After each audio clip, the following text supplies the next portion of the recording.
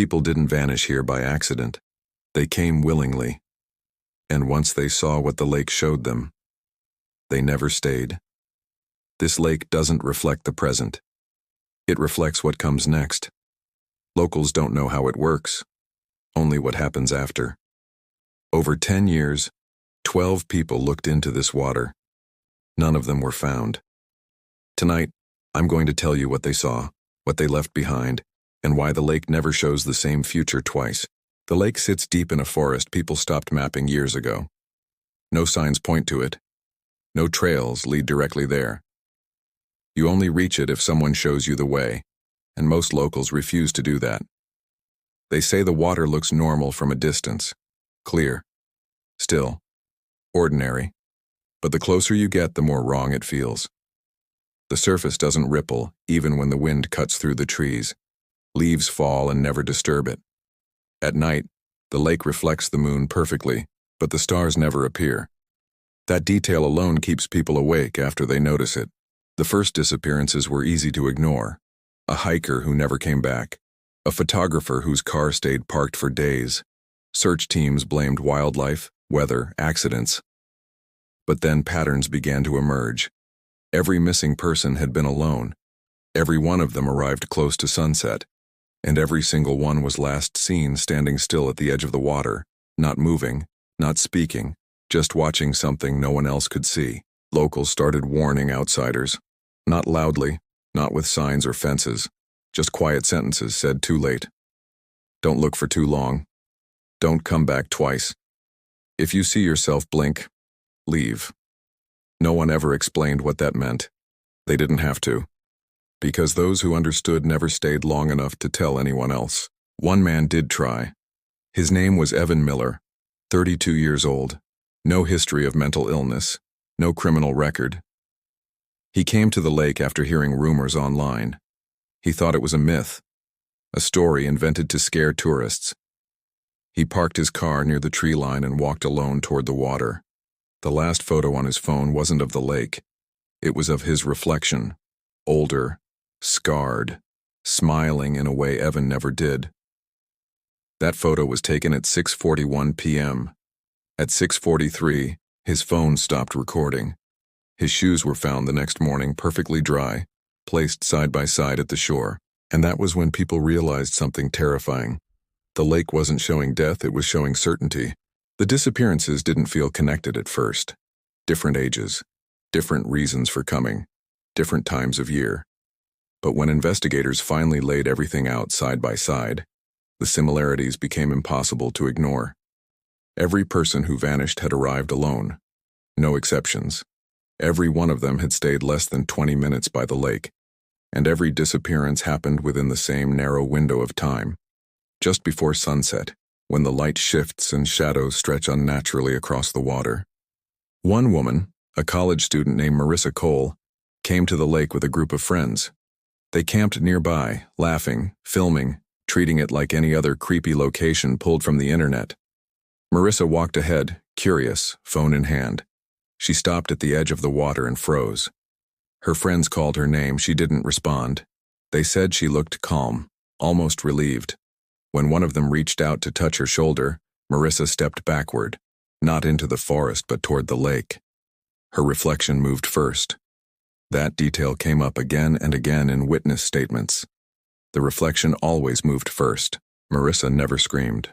She never struggled. She simply disappeared from view, as if the light itself swallowed her. Her friends ran. By the time they returned with help, there was nothing left. No ripples, no footprints leading into the water. Just a phone lying face down near the shore. The last video on it was still recording. It showed the lake, and then, briefly, it showed Marissa, standing somewhere else entirely. Older, tired, wearing clothes she didn't own yet. Authorities tried to shut the area down after that. Roads were blocked, signs were put up. But curiosity travels faster than warnings. People kept finding ways in. Some came to prove it was fake. Others came because they believed seeing the future would give them control over it. None of them stayed long enough to test that theory. A local ranger named Thomas Reed was assigned to patrol the area. He'd lived near the forest his entire life. He didn't believe the stories, at least not at first. But after months of pulling abandoned cars from the dirt roads and cataloging personal items left behind, something changed. Reed started keeping notes. Times, weather conditions, moon phases.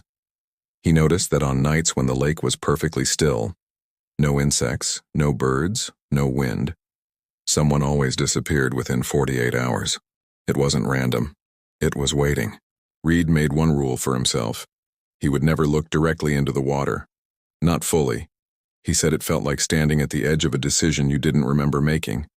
He quit his job 6 weeks later. He left the town without telling anyone where he was going. The last thing he told a coworker was simple. It knows when you're ready. And that was the moment the question changed. Not what the lake was showing, but why it was choosing certain people to see it. As disappearances mounted, people needed an explanation. Something concrete. Something human. Theories began to spread online, filling the silence left by officials who refused to speak publicly. Some claimed the lake released toxic gases that caused hallucinations. Others believed the reflections were a psychological trick, a form of mass suggestion fueled by fear and expectation.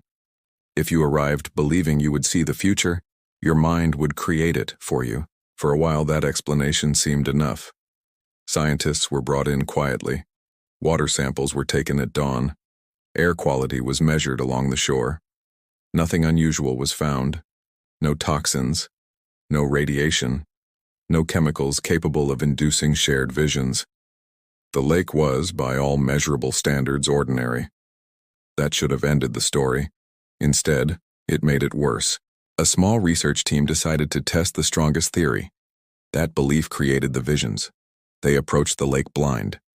No rumors, no stories, no prior knowledge of what people claimed to see. One volunteer, a graduate student named Daniel Perez, stood at the edge while the others watched from a distance.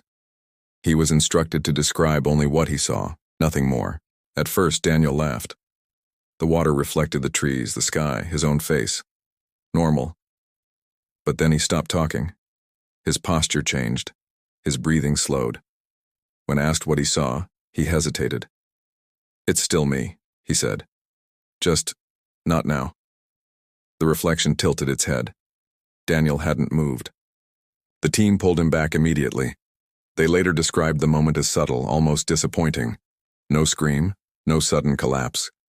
Just a quiet shift in the air, like a door closing somewhere far away. Daniel didn't disappear, but he was never the same. He withdrew from the study within days, stopped answering messages, moved back in with his parents. When asked what the reflection showed him, he only said, "I don't think I'm supposed to change it." That detail didn't fit the hallucination theory. Neither did what happened next. Within a week, 2 more people vanished. Both locals who had never heard the rumors, never searched the lake online, never believed any of it. One was a fisherman who had avoided the water for years. The other was a woman walking her dog near the forest edge. Neither came looking for answers, and yet, both were gone. The investigation stalled after that. Funding was pulled. Reports were sealed. The official explanation shifted quietly from unknown to undetermined. But among those still watching, one conclusion became unavoidable. Belief wasn't the trigger. Curiosity wasn't either. The lake didn't respond to what people thought. It responded to when they were ready. And once that realization settled in, the disappearances no longer felt random. They felt scheduled. By the time the last disappearance happened, the lake was no longer a rumor. It was a warning. People avoided the forest entirely.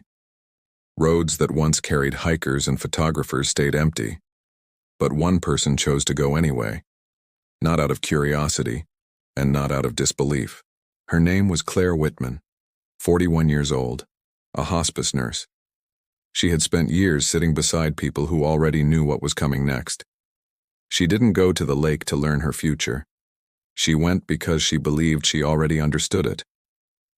Claire arrived just before sunset. No camera, no phone, no witnesses. She parked far from the shore and walked the rest of the way in silence. Later, Investigators would piece together her path from footprints and crushed grass. Unlike the others, she didn't stop at the edge. She stepped closer. Slowly. Deliberately. What made her case different wasn't what she saw. It was what she did after seeing it. Claire didn't freeze. She didn't step backward. She didn't disappear. She sat down at the water's edge and spoke. No one knows what she said, but nearby trail cameras captured the sound. Not words, just a low, steady voice like someone explaining something patiently to a child. For nearly 10 minutes, nothing happened. Then the reflection moved. Not suddenly, not violently. It stood up before Claire did, older, tired, familiar. When Claire finally rose to her feet, she nodded. Not in fear, in recognition. The footage ends there. The cameras cut out seconds later, their batteries fully charged.